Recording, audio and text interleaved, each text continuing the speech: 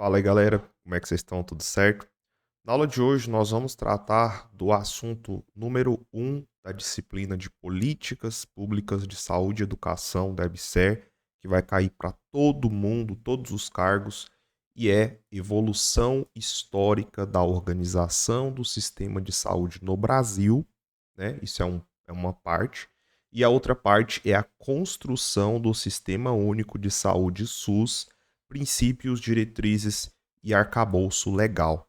Esse tópico ele é bem extenso, tem muita coisa que se vocês fossem pegar um curso completo, né, explicando todos os detalhes da evolução histórica, cara, isso aqui daria facilmente um livro de 1000 páginas, tá?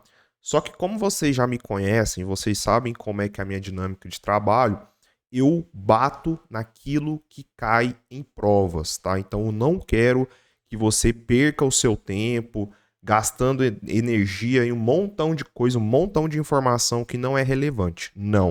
A proposta dessa aula é trazer os pontos chave, tá? Os pontos que normalmente se cobra em provas, e eu vou trazer questões da Fundação Getúlio Vargas para vocês. A gente vai resolver ao final dessa aula um total de 20 questões. Dentre essas 20, não sei exatamente a quantidade, mas tem algumas da FGV. Acho que umas 3, 4 ou 5 questões da FGV, tá? Que a gente vai resolver.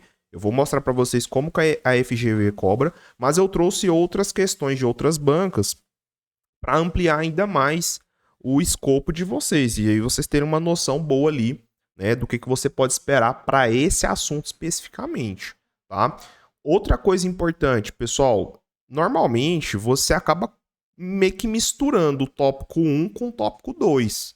Tá? O tópico 2, que fala sobre história das políticas de saúde no Brasil e a reforma sanitária brasileira, cara, não tem como você desassociar as duas coisas, porque a história das políticas públicas no Brasil e a reforma sanitária, elas estão contidas na evolução histórica da organização do sistema de saúde do Brasil, tá? Só que o que eu vou fazer? Eu vou gravar essa aula número 1 hoje, tá? Essa aula vai ficar gratuita para vocês. A aula 2 será uma aula exclusiva para os meus alunos, e aí eu vou enfatizar um pouco mais na parte de políticas públicas, né, e na reforma sanitária. Aí eu vou resolver a parte, uma lista de 20 questões só do tópico 2, tá? Então, eu vou fazer dessa forma. Mas nessa aula eu vou trazer alguns aspectos gerais aqui do tópico 2, porque não tem jeito, pessoal, de desassociar essas duas coisas, beleza? Outro recado importante é o que acontece, pessoal, com o nosso cronograma aqui de aulas, né? Basicamente, cara, eu já gravei todo o módulo de legislação EBSER, que são esses assuntos aqui, né? Esses assuntos aqui, legislação EBSER, que é do tópico 1 ao 6, já tá 100% gravado, tá? No canal, eu deixei gratuito a aula 1, a aula 2 e a aula 4, beleza? Aula 1 é da Lei 12.550, aula 2, Regimento Interno, e aula 4, Estatuto Social. As outras 3 aulas são exclusivas para os meus alunos, beleza, pessoal? E aqui, para políticas públicas de saúde e educação, cara, eu gravei praticamente tudo já, tá? Então tem muita gente me perguntando assim nos comentários, uai, cadê o restante das aulas? Pessoal, não estou publicando tudo no YouTube. Eu publiquei várias aulas no YouTube e já tirei do ar, tá? Elas estão lá na área do aluno, beleza? Então, se você quiser ser meu aluno ou minha aluna, aproveite, tá bom?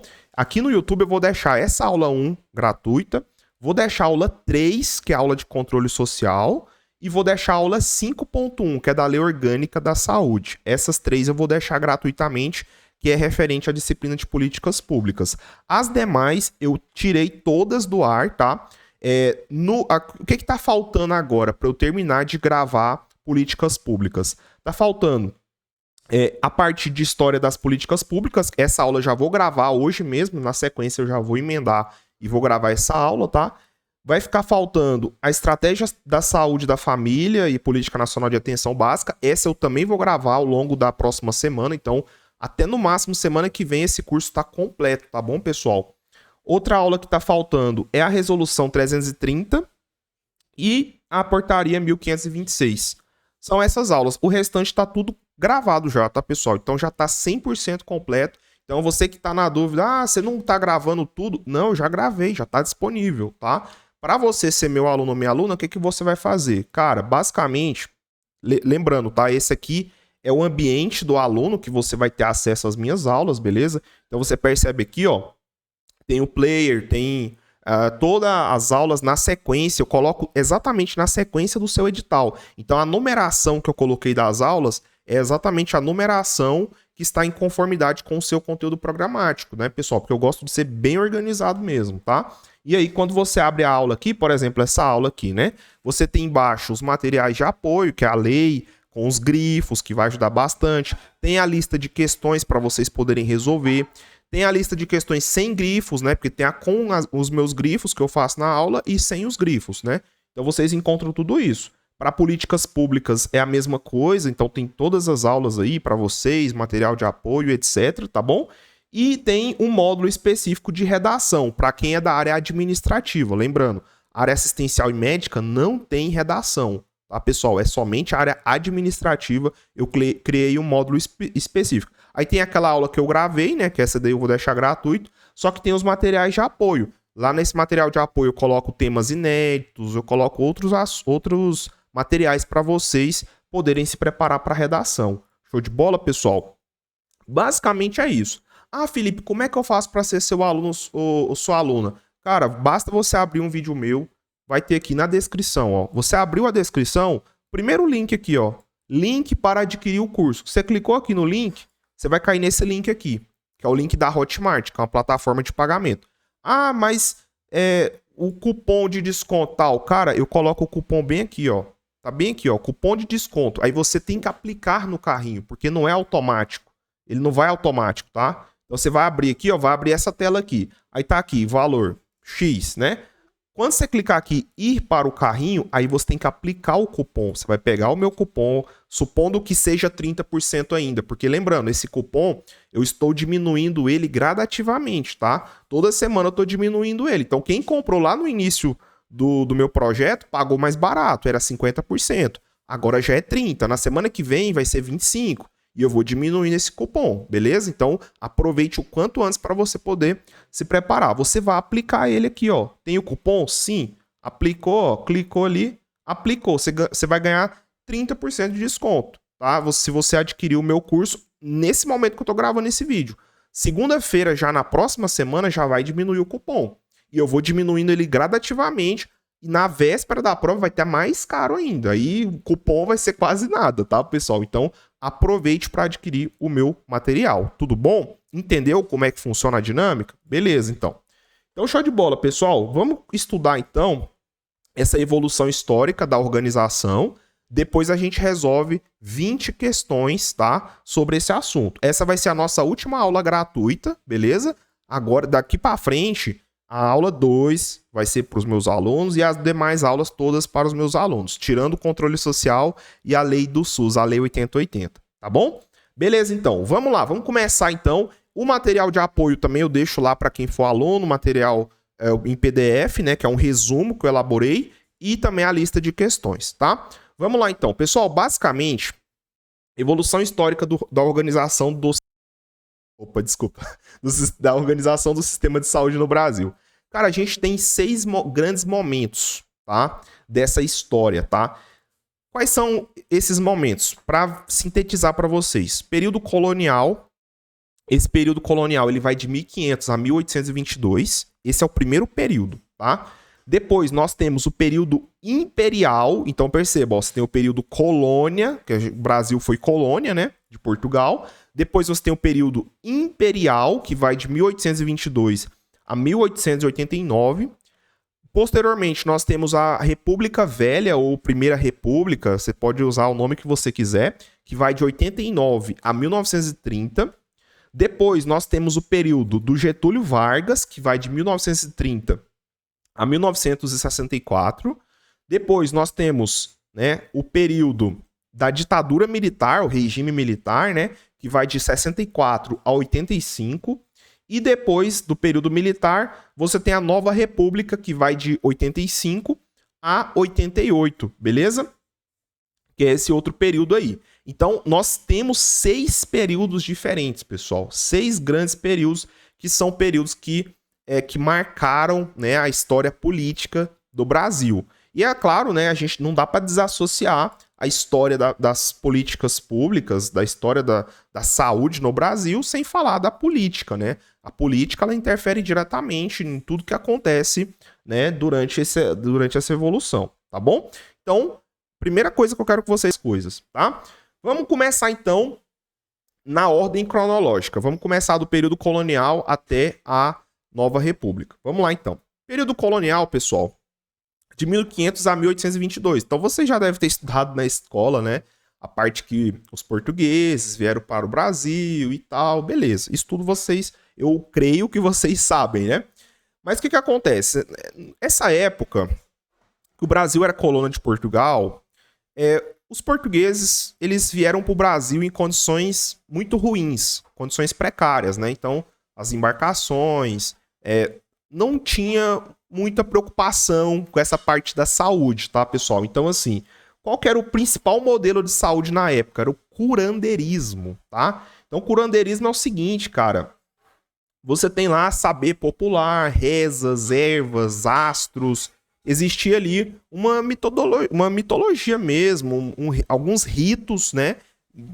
Que passava de pai para filho, enfim, para você tentar curar doenças ali, curar qualquer tipo de coisa que acontecia com as pessoas, né? Então, era o principal modelo de saúde, né? Você tinha uma forte influência da teoria miasmática, tá? Que defendia que as doenças eram causadas por partículas de matéria orgânica em decomposição que estavam no ar, tá? E as práticas sanitárias eram bem ruins, eram incipientes, né? Os colonizadores vinham em condições precárias, trouxeram diversas doenças para o Brasil, tá? E as tribos indígenas, os povos originários, eles tiveram um grande impacto por conta disso, né? Então, muitas doenças ali, eles não tinham enfim, o organismo deles acabaram, né, absorvendo muito dessas doenças aí trazidas pelos portugueses, tá bom? Havia uma escassez de médicos, né? Então existia uma pouca mão de obra qualificada e o que prevalecia era esses curandeiros, né? Enfim, como eu já falei para vocês, existia a figura do físico-mor, do cirurgião-mor, né? Físico-mor é equivalente ao clínico geral atual, tá bom, pessoal? Então, era assim a conjuntura na época. Foram criadas as Santas Casas de Misericórdia. Então, o que é mais importante para fins de prova no período colonial? As Santas Casas de Misericórdia. Isso aqui cai bastante, tá, pessoal? Então, já vou marcar o asterisco. Esse resumo, lembrando, é um resumo que eu elaborei, tá? Fui pegando ali, fui fazendo um catadão de muitos artigos, muitas coisas que eu fui vendo, tá? E eu trouxe aqui esse resumo compilado para vocês. Então, essas Santa Casas de Misericórdia, elas foram criadas pelos jesuítas, né? Porque eles eram contra essas práticas de curandeirismo, né? Então, só que essas santas casas, elas tinham uma dupla função, tá? Que era a catequização, ou seja, o ensino, o apoio ligado ao cristianismo, e você tinha a prestação de assistência básica em saúde, tá? Então, a gente pode dizer que essas Santas Casas de Misericórdia, elas foram ali, né, o que deram início mesmo a essa prestação de assistência básica em saúde, tá bom, pessoal? Aliás, não podemos dizer isso com tanta ênfase, até porque o curandeirismo também pode ser considerado, né? Mas enfim, vocês entenderam que ela foi um modelo, ela foi uma criação, né? Justamente para você, além de prestar assistência de saúde, também catequizar, né, as pessoas ali, beleza? Entendeu? Então, marca isso aí que é importante. O período imperial, cara, ele é o menos presente em prova. Eu quase não vi nada de questões em prova, tá?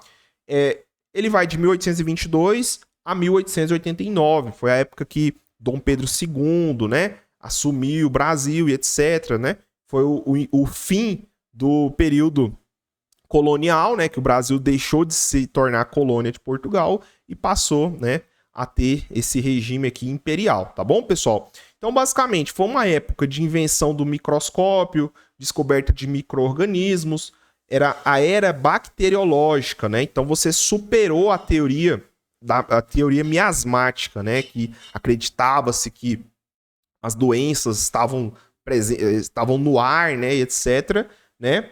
E aí foi a teoria da unicausalidade, que a doença se baseia na existência de apenas um agente causador de agravo ou doença. Pessoal, não tem assim tantas questões referentes à política mesmo no período imperial que cai em provas com muita frequência, tá? Pode ser que vocês vão encontrar aí, lógico, se vocês for colocar aí num site de questões, vocês vão resolver, vão acabar achando. Mas não é tão comum assim, tá? Vamos entrar de sola agora no que realmente importa, né? Vamos parar de enrolação e ir direto no que interessa para fins de prova, que é aqui, ó. Aqui é onde vocês já precisam ter cuidado, que é no período da República Velha, tá bom, pessoal? Ou Primeira República, que vai de 89 a 1930, beleza? Então foi quando Dom Pedro II saiu do Brasil, veio a República Velha, né? Aí foi lá, né, o Deodoro da Fonseca, enfim. Essa história vocês já devem ter estudado aí na escola, tá bom? O que acontece, pessoal? Nessa Primeira República, aconteceu a chamada Reforma Sanitária, tá? Que ela foi liderada por Oswaldo Cruz. Quem que foi esse Oswaldo Cruz? Esse Oswaldo Cruz, ele foi nomeado diretor-geral da Saúde Pública, né, a partir de 1903. E esse cargo ele corresponde ao ministro da Saúde atualmente. Tá? Então, se hoje a gente existe lá, por exemplo, o ministro da Saúde, era na época lá o diretor-geral da Saúde Pública, liderada por Oswaldo Cruz.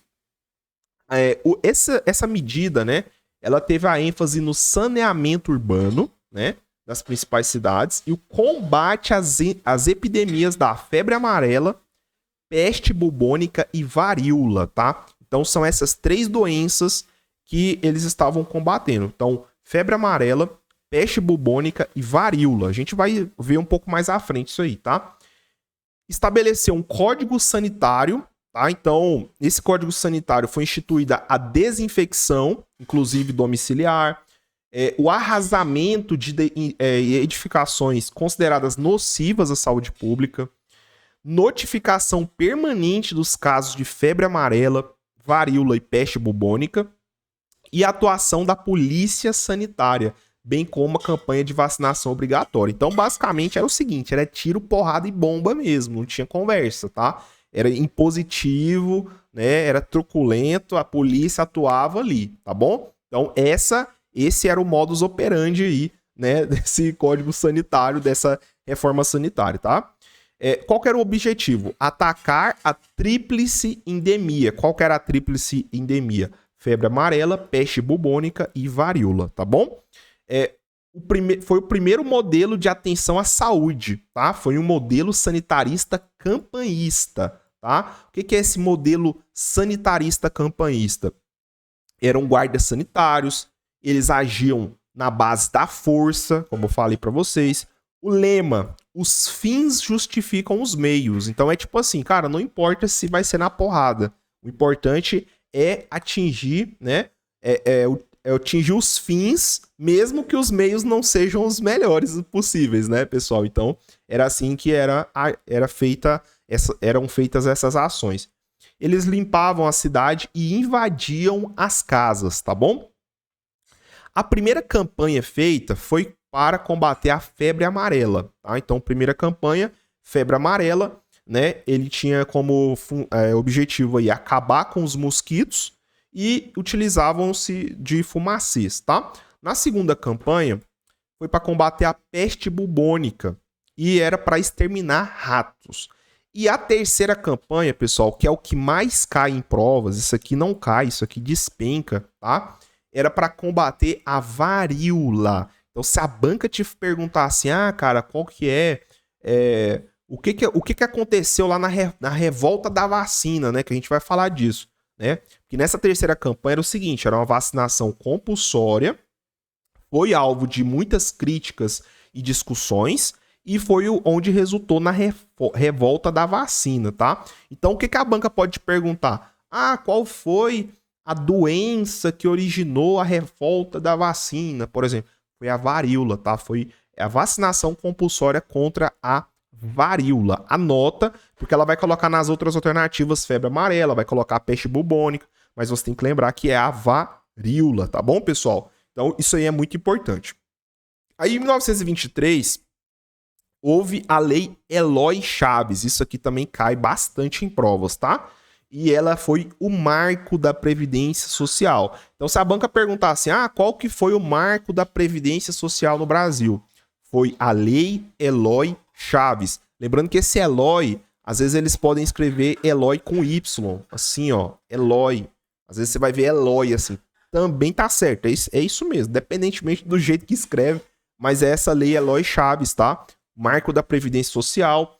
Ela regulamentou a criação das caixas de aposentadoria e pensão, CAPs, tá? Então, se falar de CAPs, caixas de aposentadoria e pensão, você vai lembrar da Lei Eloy Chaves, tá bom? Que é o marco da Previdência Social.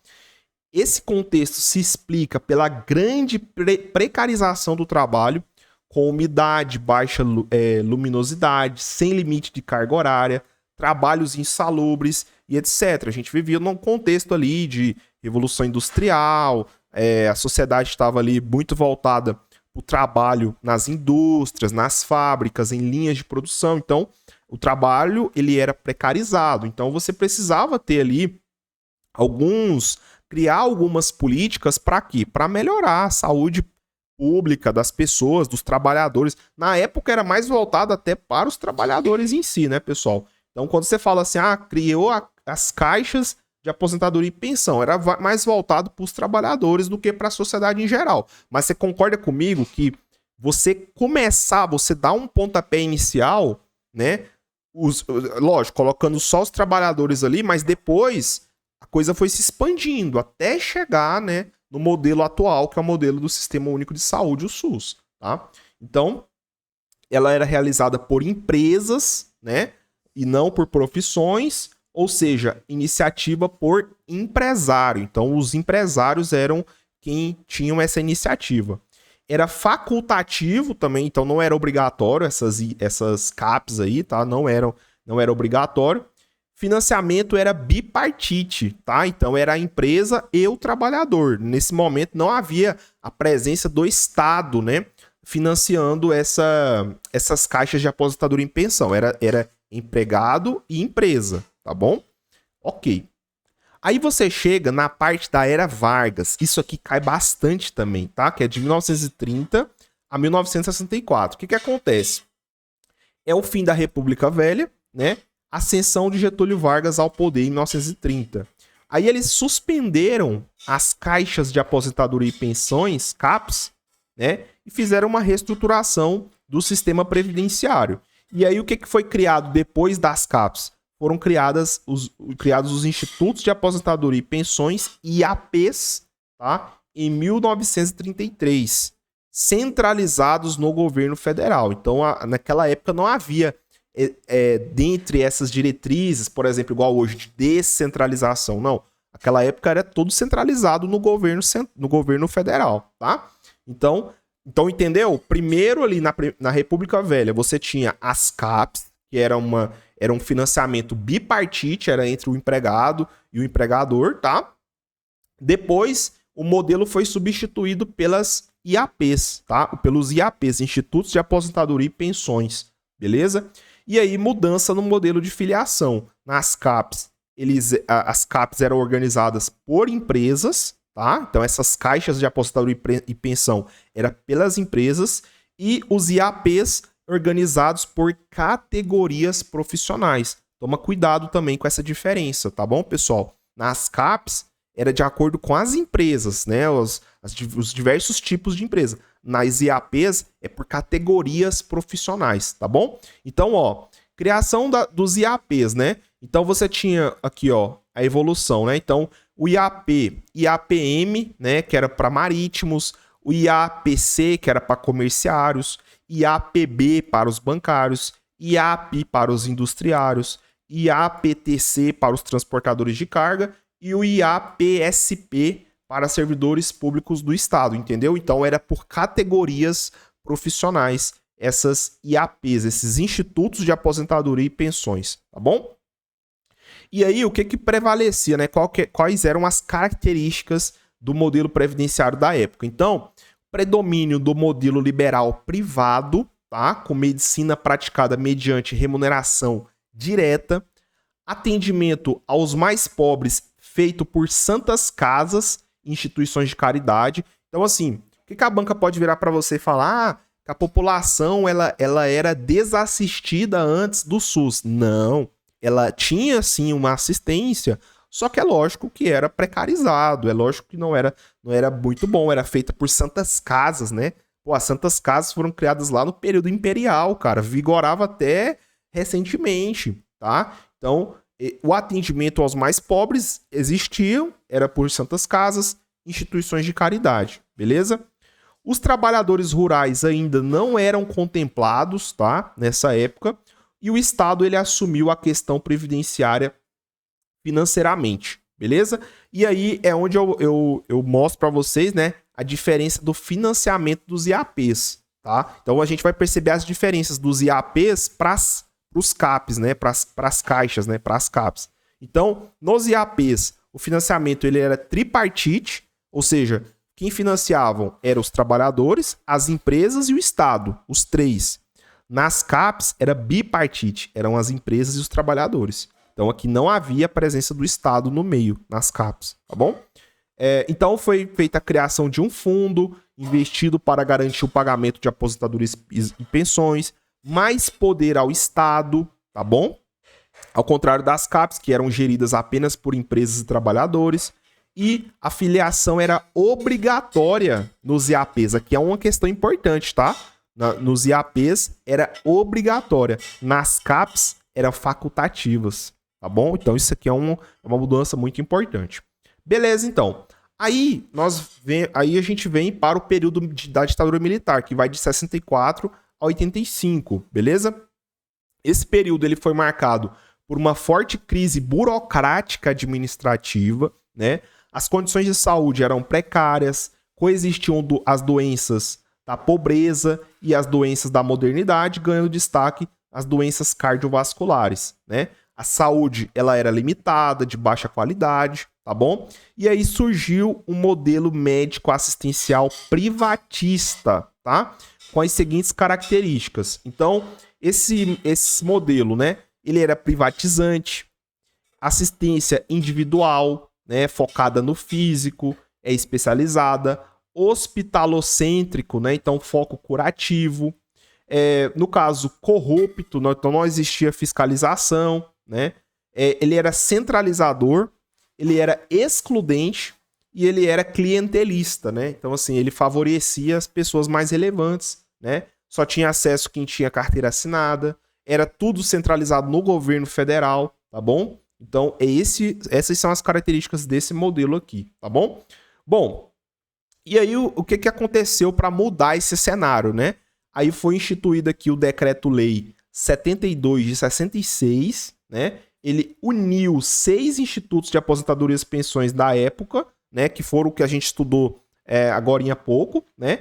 E aí eles criaram o Instituto Nacional de Previdência Social, INPS. Isso aqui não cai, tá? Isso aqui despenca em provas, tá bom? Então, lembra, primeiro começou com as CAPs, né? As caixas de aposentadoria e pensão. Depois vieram os INPS, os Institutos de Previdência. E aí, por fim, eles unificaram esses institutos e criaram o INPS, Instituto Nacional de Previdência Social, tá? E ele foi o terceiro mecanismo previdenciário, né? Porque qual foi o primeiro? O primeiro foram as CAPs, os segundos foram os institutos, e em terceiro unificou os institutos, passou a ser o INPS, tá bom, pessoal? E aí ele passou a concentrar todas as contribuições previdenciárias, incluindo a dos trabalhadores do comércio, da indústria e dos serviços, porque antes era tudo separado, né? Era tudo segregado. Aqui não, aqui eles unificaram tudo, tá?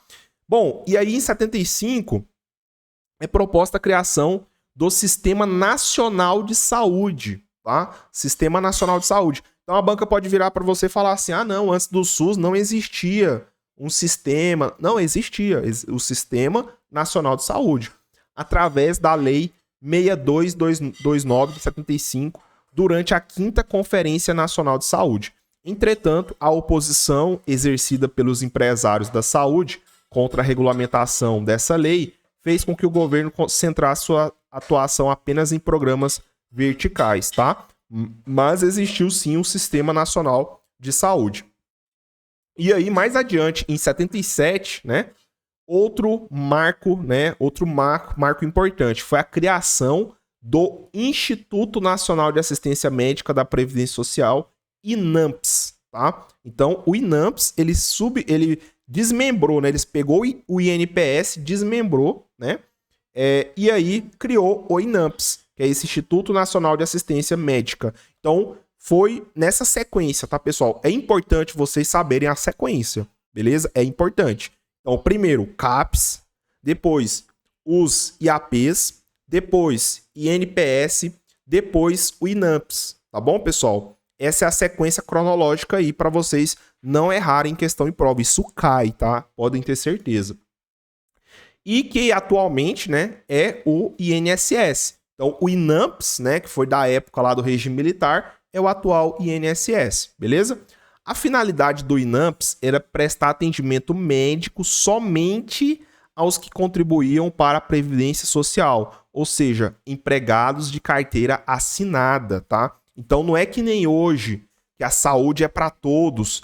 Não, na época do INAMPS, isso aqui era somente para quem tinha carteira assinada, tá bom, pessoal? É importante vocês saberem isso. Não era todo mundo que tinha acesso, não, tá?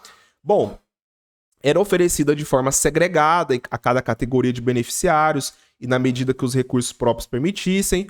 O INAMPS atendia principalmente os trabalhadores formais que contribuíam para a Previdência, enquanto os demais brasileiros dependiam de serviços filantrópicos e públicos precários, tá? Então, novamente, quem não tinha carteira assinada, cara, tinha que ir lá para as santas casas, para os serviços filantrópicos, etc. Beleza?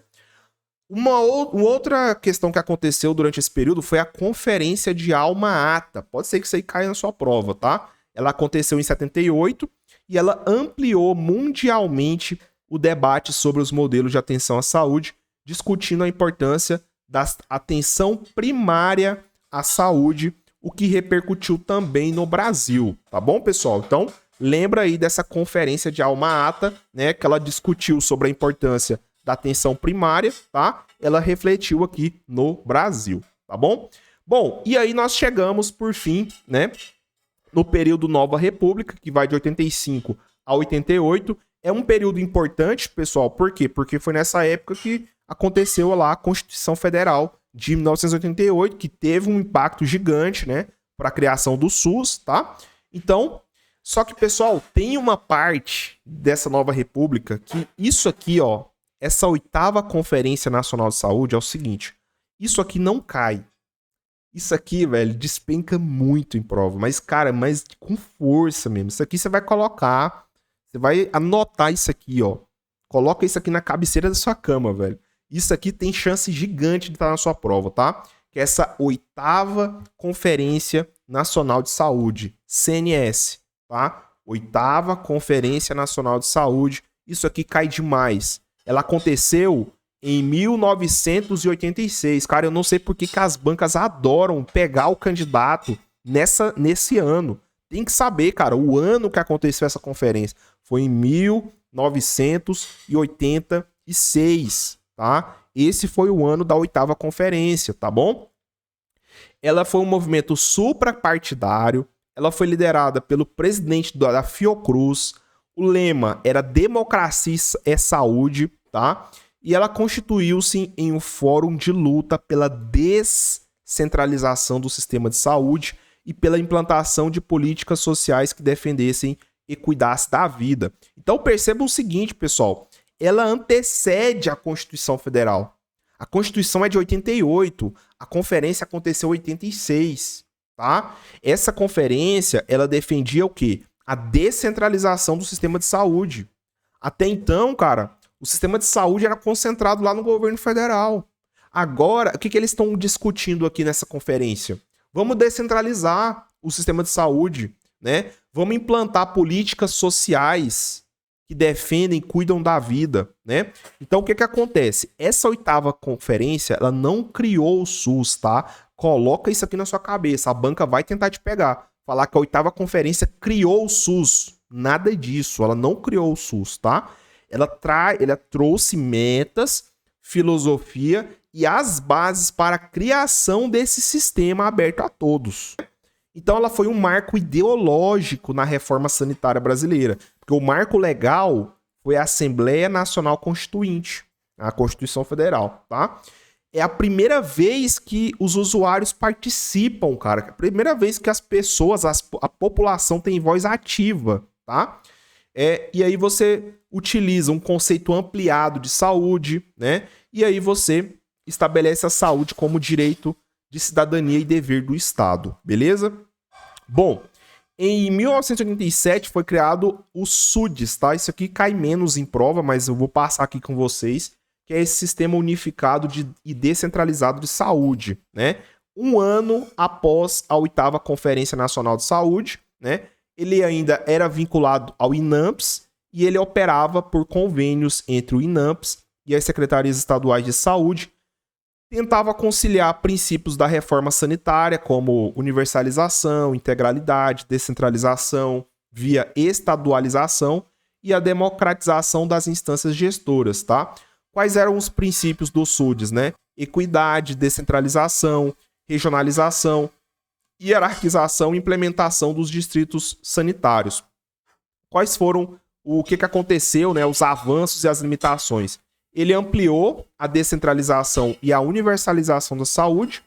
O INAMPS perdeu o papel de executor, mas manteve controle e cofinanciamento.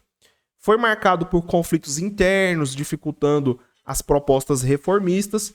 Criou uma base para o SUS, mas não foi um sistema anterior do SUS. Foi apenas um programa transitório, tá bom, pessoal? Então o SUDES não criou o SUS. Ele foi um sistema anterior que foi uma transição ali, né, entre a parte do, por exemplo, quando o do INAMPS, né, para o SUS, beleza? Show de bola? E aí nós viemos aqui para o tópico 1.2, que é a construção do Sistema Único de Saúde SUS. Aí ele fala princípios, diretrizes e arcabouço legal, né? Que é o que está aqui no conteúdo programático de vocês, que é a segunda parte. Construção do SUS, princípios, diretrizes e arcabouço legal, tá? Bom, então o SUS ele foi criado pela Lei 8080 de 1990, que essa aula eu já gravei para vocês, né? Tá aí disponível no canal. No caso, ele levou uma trajetória de muito esforço, de desafios enfrentados, né? Muita disputa política, diariamente para proporcionar e garantir o direito universal à saúde como dever do Estado, tá? Em 88, ano em que o SUS foi criado, a saúde pública ficava a cargo do Instituto Nacional de Assistência Médica da Previdência Social, INAMPS, né? E era coisa para poucos. Estima-se que em torno de 45% da população era atendida pelo governo em meados de 1980, beleza? Então, basicamente, o INAMPS, ele não atendia a todos, tá? Quem atende a todos é o SUS, tá? Então, quais são os princípios do SUS, né? Os três aí, né? Universalidade, que é o quê? É a garantia de acesso à saúde para toda a população. Você tem a integralidade, que é o atendimento completo, considerando as ações de promoção, prevenção e tratamento e reabilitação. Então é aquele ciclo completo, né, de atendimento, beleza? E você tem a equidade, que é a redução de desigualdades, oferecendo mais para quem mais precisa, né? Tratar desigualmente os desiguais na medida de suas desigualdades. Show de bola? Esses são os princípios do SUS. E aí você vem para as diretrizes do SUS, né? Quais são as diretrizes do SUS? É a descentralização, que é a distribuição da gestão entre a União, estados e municípios, tá? Estados aqui é com E maiúsculo, tá? Municípios também, beleza?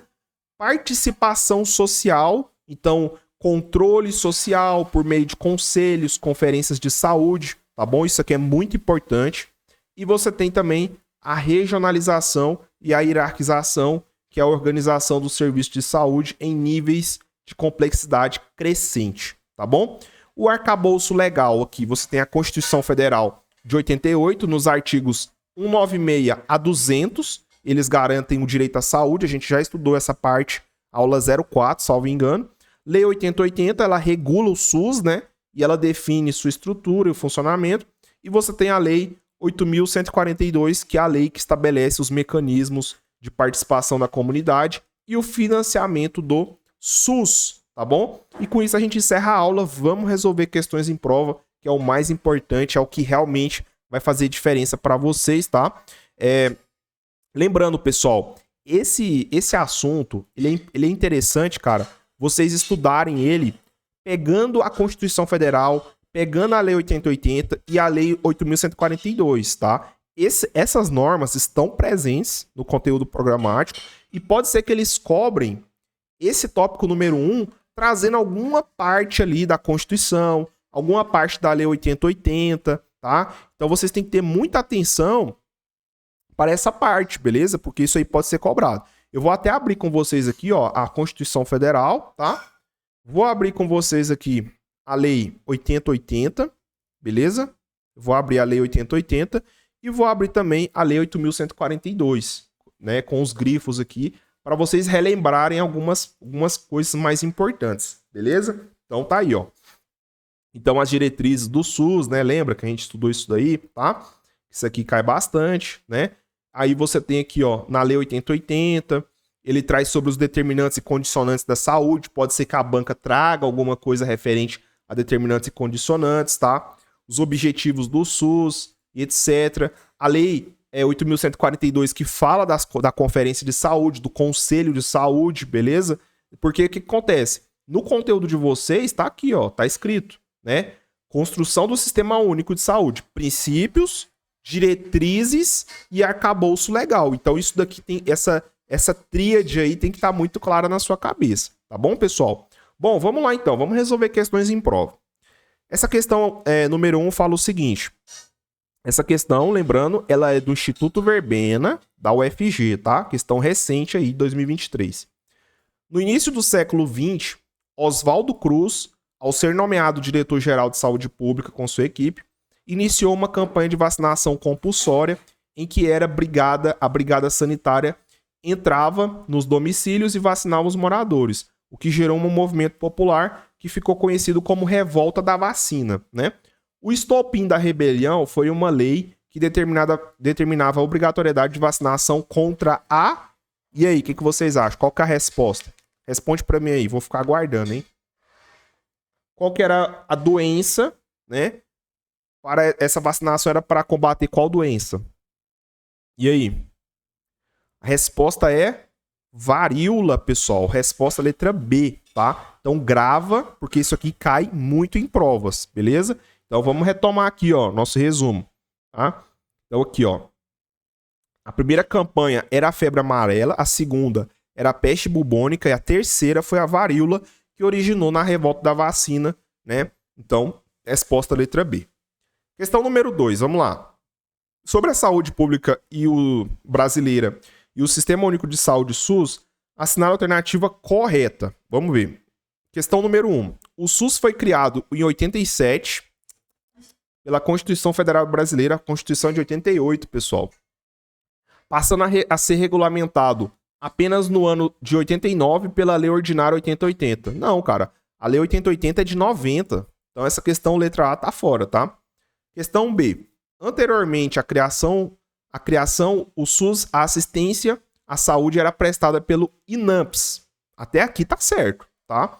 Que também era um sistema de acesso universal. Aí não, tá? O INAMPS não era universal. As bancas sempre vão tentar bater nessa tecla. Ah, o INAMPS era universal, o INPS era universal. De jeito nenhum, tá? O INAMPS ele era restrito a trabalhadores de carteira assinada, beleza? Então, letra B também tá fora. Letra C.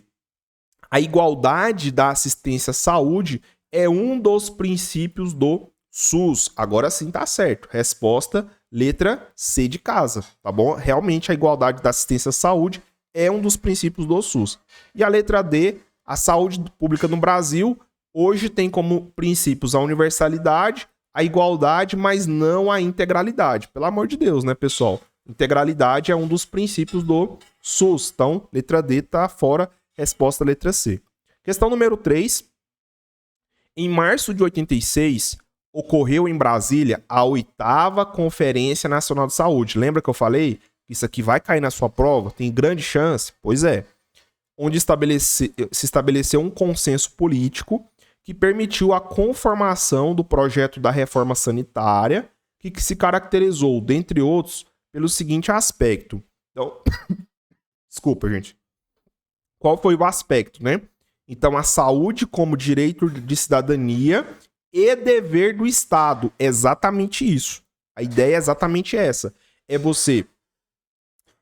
a saúde ser um direito da cidadania, é um direito das pessoas e ser um dever do Estado, tá? Então, nessa conferência, nessa 8ª conferência, isso daí foi uma das premissas ali, tá? Então, a resposta da 3 é a letra A, tá bom?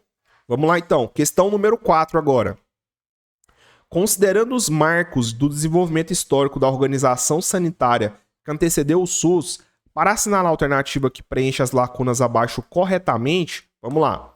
No âmbito da medicina previdenciária, em 1977, foi criado o alguma coisa que sucedeu o alguma coisa, né? Então, em 77, é no regime militar, pessoal. Regime militar, o que foi criado? Foi criado o quê? O INAMPS.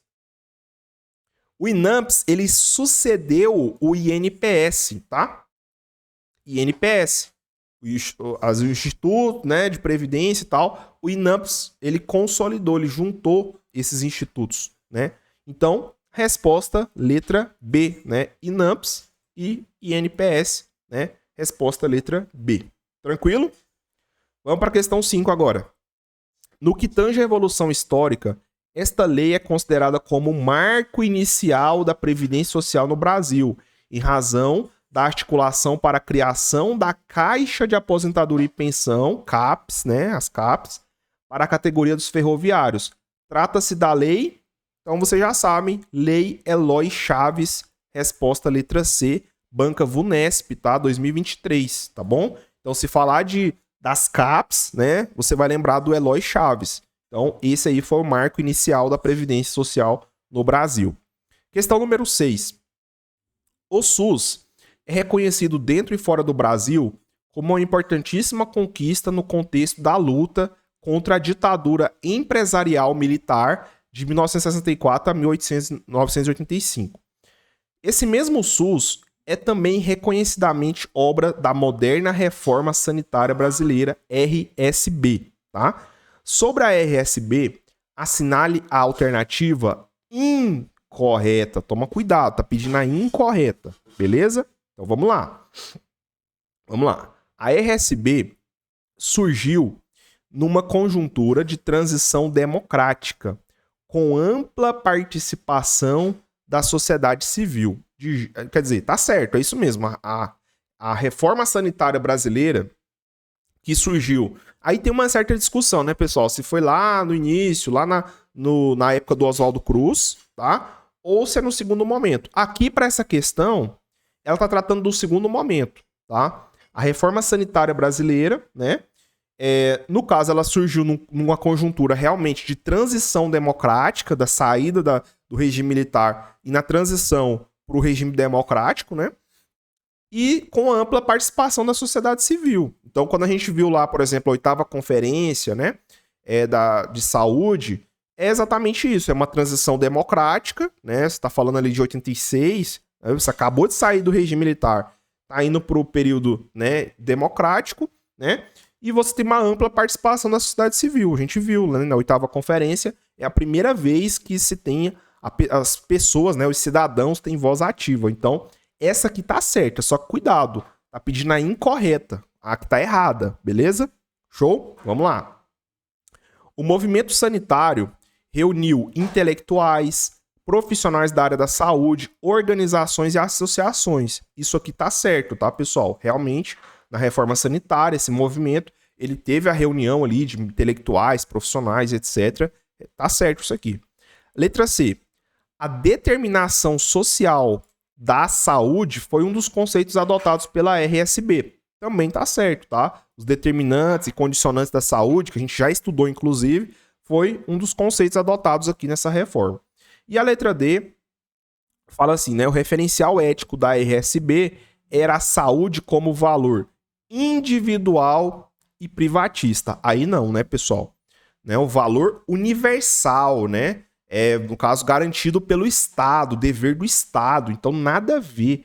Ele falou individual e privatista de jeito nenhum, tá? Como tá pedindo a incorreta, resposta letra D, né? 6, resposta letra D. Vamos para a questão número 7 agora. O Sistema Único de Saúde, SUS, é uma conquista da sociedade, foi criado para promover a justiça social e superar as desigualdades na assistência à saúde da população. Beleza. Assinale a alternativa correta. Agora tá pedindo a correta, beleza? Letra A. Antes de 88, o sistema público de saúde atendia apenas quem não contribuía para a previdência social. Olha, tá muito estranha essa questão, né? Antes de 88, o sistema público de saúde atendia apenas quem não contribuía para a previdência, ao contrário, né? Atendia apenas quem contribuía, apenas trabalhadores, o INAMPS, lembra que a gente falou disso? Tá? Então, essa questão tá muito errada. Não é essa a resposta. Vamos ver. Letra B. A Constituição de 88 garantiu a saúde como direito de todos e dever do Estado. Exatamente. Garantido mediante políticas sociais e econômicas. Pronto, redondo. Tá? Aí, não tem nem o que falar, não tem nem o que discutir. Resposta letra B. Tá bom, pessoal? Tá pedindo a correta. Letra C. O SUS, quando foi criado, tinha como principal característica ser centralizado. De jeito nenhum. A descentralização, né? E de responsabilidade federal. Errado, né? Federal, estadual, municipal, todo mundo.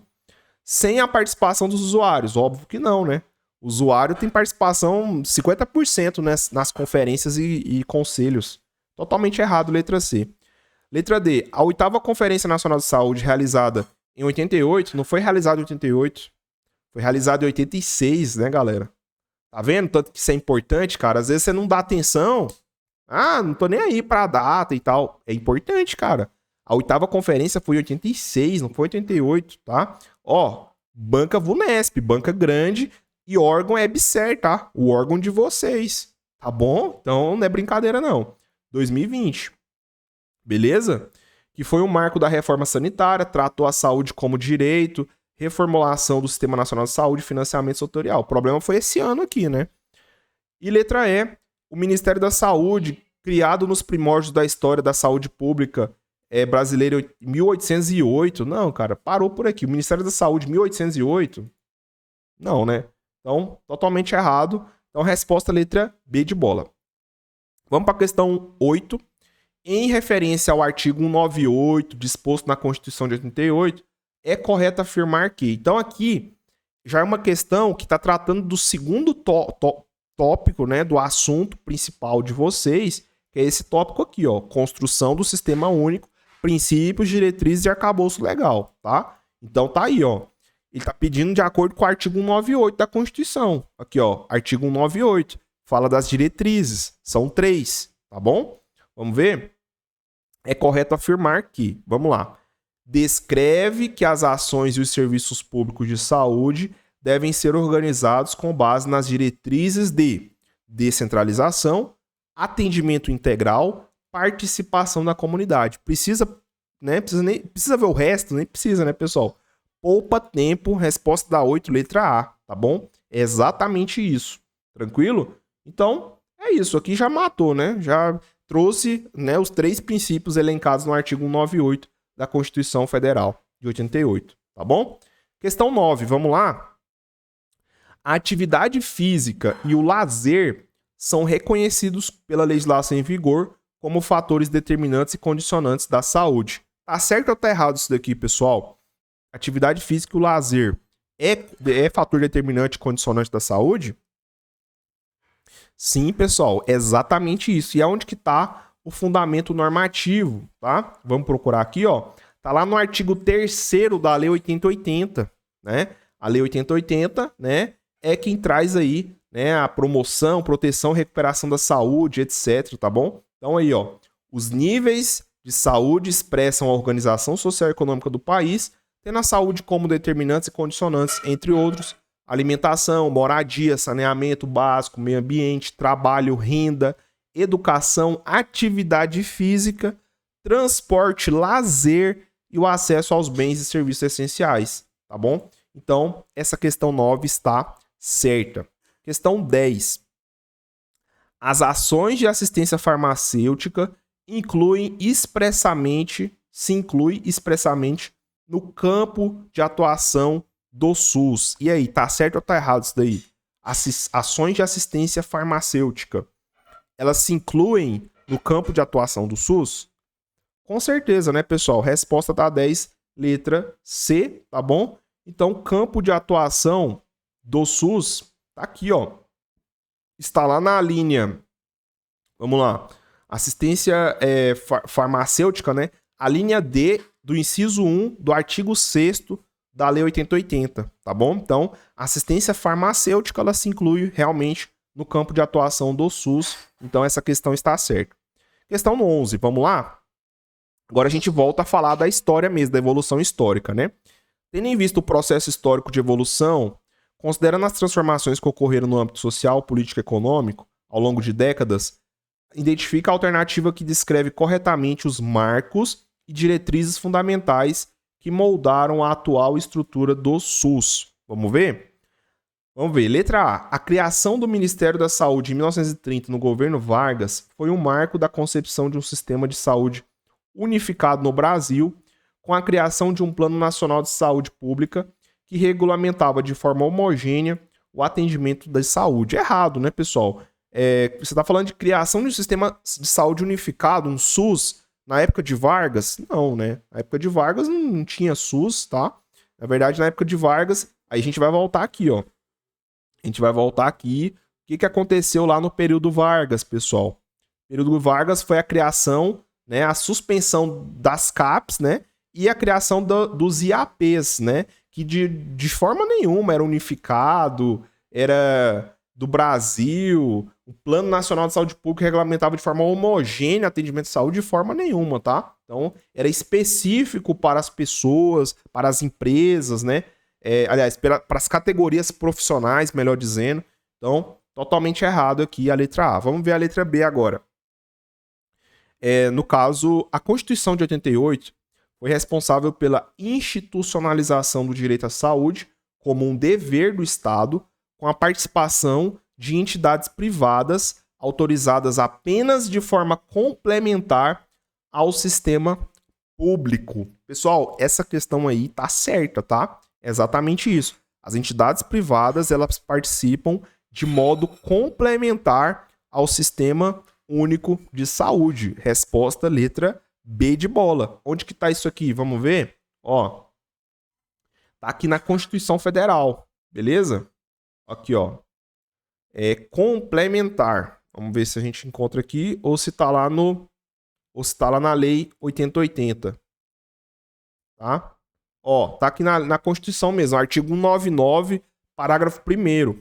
As instituições privadas poderão participar de forma complementar do Sistema Único de Saúde, beleza? Então, de forma complementar. Resposta, letra B de bola. Tranquilo?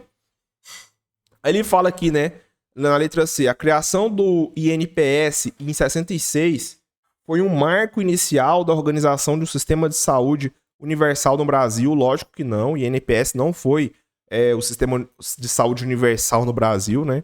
Letra D, a Conferência Nacional de Saúde de 86 foi um marco importante para a formulação das diretrizes do SUS, estabelecendo princípios como universalidade, equidade e integralidade e defendendo a incorporação dos serviços privados ao controle do Estado. Não, esse finalzinho aqui, ó, esse finalzinho aqui quebrou, defendendo a incorporação dos serviços privados ao controle do Estado. Não, tá? E a letra E, a reforma sanitária impulsionada nas décadas de 70 e 80 teve como um dos seus objetivos principais garantir a descentralização do poder estatal, favorecendo a criação de redes privadas de saúde que passaram a ser subsidiadas diretamente pelo Estado. Não foi nas décadas de 70 e 80, né, pessoal? Foi mais na década de 80, ali, no 86, né, com a Conferência Nacional de Saúde, enfim. Resposta, de fato, aqui é letra B de bola. Vamos ver a questão 12 agora. Quando foi implantada assistência médica prestada pelo Instituto Nacional de Assistência Médica e da Previdência Social, INAMPS, era oferecida de forma segregada a cada categoria de beneficiários e na medida em que os recursos próprios permitissem, tá? E aí, o que vocês acham? Tá certo ou tá errado? Tá?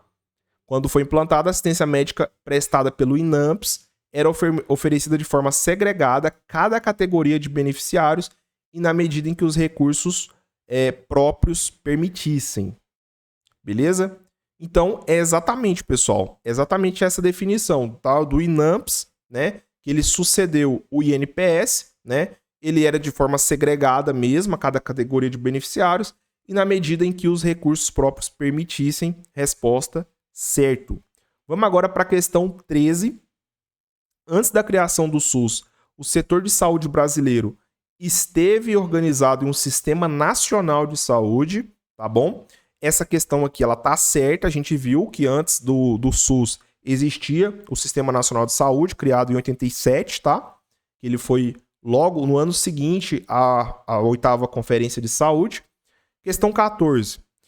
Aí você tem que marcar VOF, né? Vamos ver. O INAMPS prestava assistência médica prioritariamente aos trabalhadores que exerciam atividade remunerada e de forma secundária ao restante da população. Errado, tá? Não era para o restante da população, ele era para os trabalhadores, né? Quando você fala assim, de forma secundária para o restante, é como se ele fosse um serviço para todo mundo, e não era, né, pessoal? O INAMPS, ele era específico para os trabalhadores, então aqui tá falso.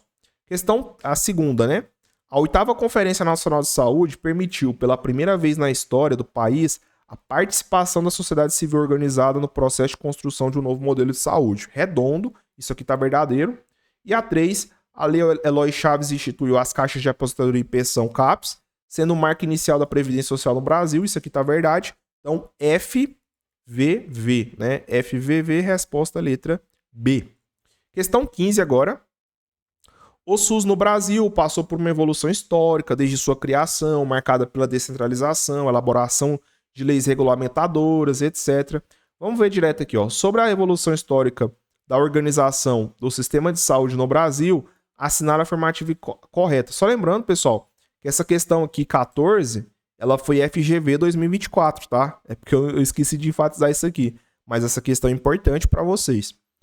Vamos ver a 15 agora, né? Essa aqui da Consulplan. Vamos ver aqui essa aqui, qual que é a correta, né? Vamos ver. O sistema de saúde brasileiro permaneceu fragmentado e privatizado até o final do século XX, sem nenhuma tentativa de reforma significativa. Lógico que não, né? Houveram sim tentativas de reforma. Quando você fala sem nenhuma tentativa, você está extrapolando muito, né? Então a letra A está fora. Vamos ver a letra B. A Constituição de 88 estabeleceu o SUS como um sistema de saúde público, universal e gratuito, garantindo o atendimento igualitário a todos os cidadãos brasileiros. É a resposta letra B de bola, tá? Então, 15, letra B, né?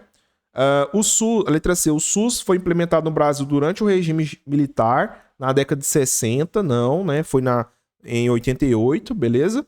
Como parte de um esforço para melhorar os serviços públicos nos serviços de saúde em todo o país, errado, né? E a criação do INAMPS na década de 70 foi um passo fundamental para a universalização do acesso ao serviço de saúde no Brasil. Não foi porque não era universal, né? O INAMPS não era universal, ele era específico para os trabalhadores. Então, tá vendo que ele sempre bate nessa tecla, né, pessoal? Então, resposta letra B. Questão 16 agora. As afirmativas... FGV 23, tá? As afirmativas a seguir apresentam corretamente os marcos da organização da Previdência Social e da Assistência à Saúde na história contemporânea do Brasil, à exceção de uma. Assinale-a. Vamos ver? Letra A. No primeiro governo Vargas, foi criado o Instituto de Aposentadorias e Pensões, IAPs, dos industriários, garantindo a assistência à saúde aos associados por meio de suas contribuições, entre outras receitas dos institutos. Redondo, tá, pessoal? Essa aqui tá certa, mas tá pedindo a errado. Letra B. No governo Castelo Branco, foi criado o Instituto Nacional de Previdência Social, INPS, tá?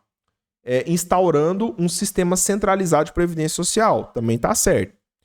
C. No governo Ernesto Geisel, foi instituído o Sistema Nacional de Saúde em um contexto de preocupação com a universalização da saúde. Também tá certo. Sistema Nacional de Saúde, governo Geisel ali no finalzinho do período do regime militar. Letra D. No governo Médici foi criado o Programa de Assistência ao Trabalhador Rural, que garantia assistência à saúde ao trabalhador rural, seja ele proprietário ou não. Apesar de a gente não ter falado, tá? Mas isso aqui tá certo, beleza? De fato, foi criado esse programa de assistência ao trabalhador rural no governo Médici. E letra E. No governo José Sarney, o Sistema Único de Saúde SUS é instituído com base em um conceito restrito de saúde. Pelo amor de Deus, né? Entendida como ausência de doença. Nada a ver, tá? Então, como tá pedindo a incorreta, resposta letra E. Questão 17. FGV 2024. Ele vai falar um montão de coisa aqui, vamos direto ao ponto. Portanto, essa lei determina que essa lei, ele tá falando da lei 8080, tá, pessoal? A lei, né, que fala dos princípios, diretrizes do SUS ali, beleza? Vamos ver? Letra A. É dever do Estado garantir a saúde, formulando e executando políticas econômicas e sociais que visem a redução de risco de doenças e de outros agravos, e no estabelecimento de condições que assegurem acesso universal, justo e eficiente às ações e aos serviços para sua promoção, proteção e recuperação. Pessoal, essa questão aqui ela tá errada, tá? Por quê? Por conta dessas palavras-chave aqui. Acesso universal, beleza. Agora, justo e eficiente, não é o que tá na literalidade lá da Lei 8080, tá? Vamos procurar aqui, ó. Acesso, ó, colocar aqui, ó. Acesso universal, ó. E o acesso, ele é universal e igualitário, tá? E aqui ele colocou acesso justo e eficiente, quando na verdade é igualitário. Cara, é uma questão sacana.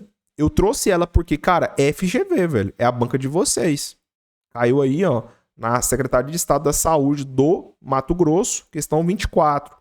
É uma questão de evolução histórica. Na verdade, é uma questão mais da segunda parte, né? A construção do SUS, etc.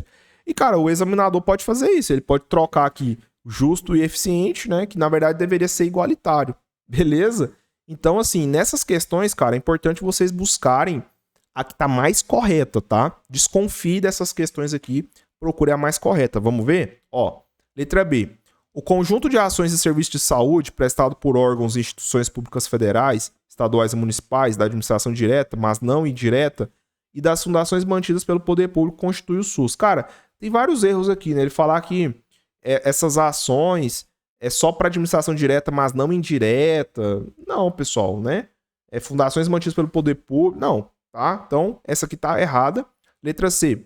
O SUS contará em cada esfera de governo, sem prejuízo das funções do Poder Legislativo, com as seguintes instâncias colegiadas: Conferência de Saúde e Conselho de Saúde, tá bom, pessoal?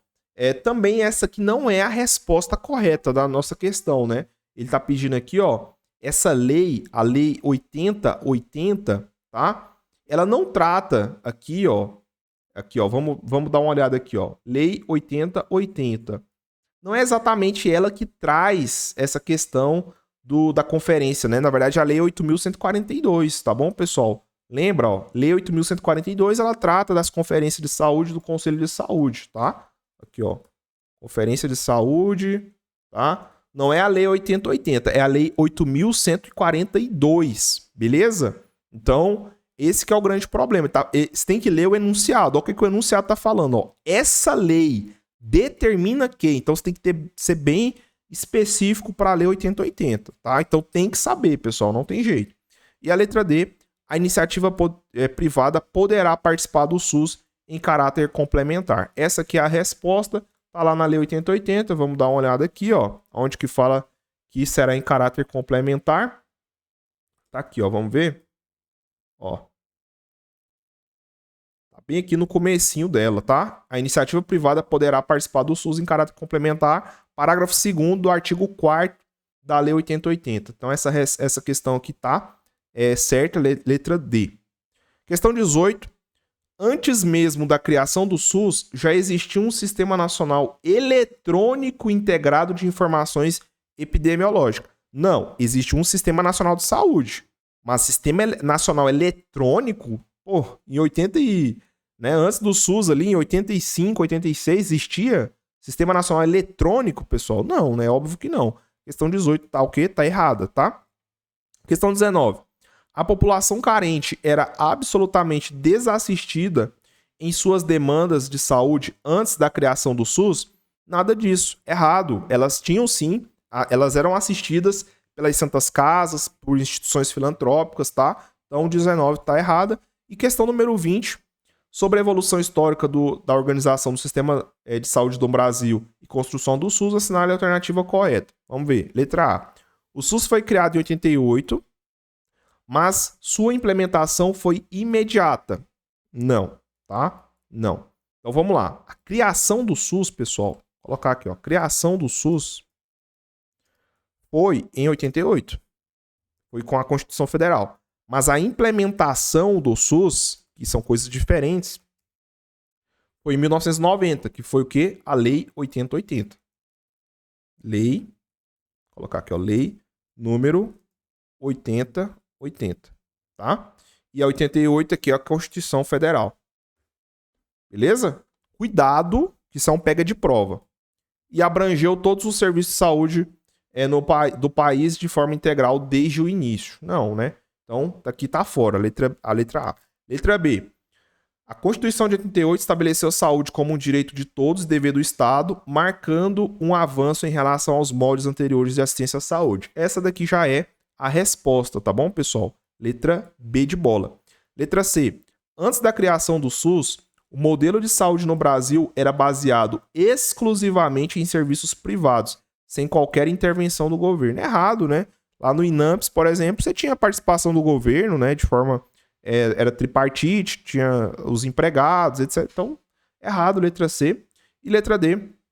A Conferência Nacional de Saúde de 86 não teve impacto na formulação das políticas de saúde. Pelo amor de Deus, né, pessoal? Lógico que teve muito impacto. Então, resposta da letra B de bola. E aí, a gente encerra a nossa aula aqui, pessoal, tá? Espero que vocês tenham gostado da aula, espero que tenha esclarecido muitos pontos aí. Convido novamente vocês a serem meus alunos ou minhas alunas. Link na descrição, é só abrir a descrição, vai ter tudo aí. Clicou, aplicou o cupom, fez a aquisição, você já vai receber as instruções de acesso no seu e-mail, tá? Para acessar o curso. E você vai ter o curso completo ali. E aí eu vou terminar de gravar o restante das aulas, tá bom, pessoal? É isso, valeu, um abraço e até a próxima.